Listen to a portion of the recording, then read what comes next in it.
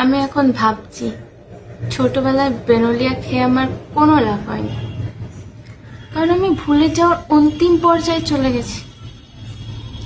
আমি সকালে ঘুম থেকে উঠলাম, উঠে ভাবলাম যে একটু চা করি, চা খাবো, কারণ আমি চা খোর, চা ছাড়া আমার দিন চলে না। তো লিটারালি আমি কেটেল নিয়ে এলাম, জল নিয়ে এলাম, চিনি নিয়ে এলাম, গুঁড়ো দুধ নিয়ে এলাম, সব কিছু আমি সাজিয়ে নিয়েছি। দিয়ে কেটেলে জল গরম করে চিনি, গুঁড়ো দুধ, আদা সব কিছু দিয়ে দিয়েছি। তারপরে আমার মনে হলো 1 মিনিট কিছু একটা মিসিং লাগছে।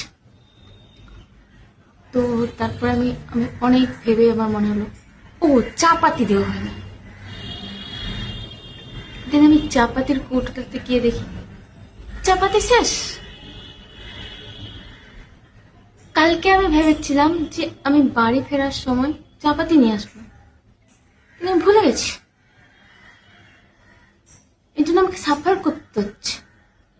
আমাকে এখন গরমের মধ্যে হট চকলেট খেতে হচ্ছে, যা আমি এখন খাচ্ছি।